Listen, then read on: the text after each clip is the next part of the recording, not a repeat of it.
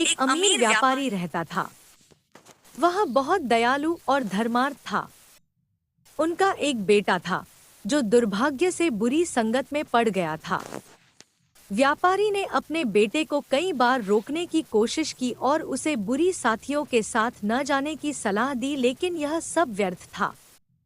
कृपया मुझे मत बताओ कि मुझको क्या करना है। मुझे पता है कि क्या अच्छा है और क्या बुरा, बेटे ने गुस्से में दावा किया। एक दिन एक महान संत शहर में आए।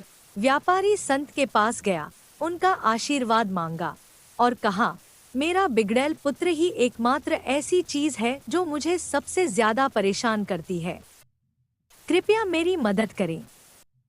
कुछ मिनटों के चिंतन और सोच के बाद संत ने जवाब दिया, कल अपने बेटे को मेरे आश्रम में भेज दो। मैं उससे बात करूंगा और उसे चीजों को स्पष्ट रूप से समझाऊंगा। अगली सुबह व्यापारी ने अपने बेटे को संत के आश्रम में भेज दिया। वहां संत ने बेटे को आश्रम के बगीचे से गुलाब देने के लिए कहा।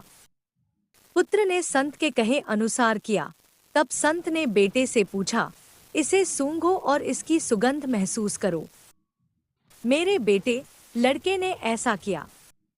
तब संत ने बेटे को गेहूं की एक बोरी दिखाते हुए कहा, बोरी के पास गुलाब रखो। लड़के ने निर्देशों का पालन किया।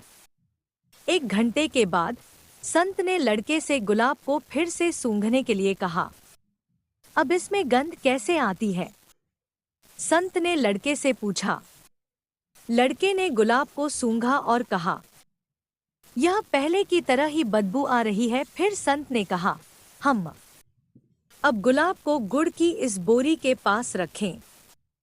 लड़के ने ऐसा ही किया। 1 घंटे के बाद संत ने लड़के से गुलाब को फिर से सूंघने के लिए कहा।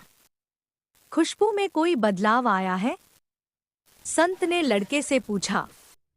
नहीं, यह पहले की तरह बदबू आ रही है, ताजा और सुखद, लड़के ने जवाब दिया। तब संत ने कहा, लड़के, तुम सबको सुगंध देते हुए इस गुलाब की तरह होना चाहिए, लेकिन साथ ही किसी से बुरी गंध को अपने ऊपर रगड़ने नहीं देना चाहिए। आपके अच्छे गुण ही आपकी ताकत हैं। आपको उन्हें बुरी साथियों में नहीं खोना चाहिए। लड़के ने संत की बातों और ज्ञान को समझा। मेरी आंखें खोलने के लिए। हे संत, मैं आपका आभारी हूँ। व्यापारी के बेटे ने अपनी आंखों में आंसू लिए हुए कहा। उस दिन से वह अपने सुसंस्कृत पिता की तरह ईमानदार, दयालु और धर्मार्थ बन गया।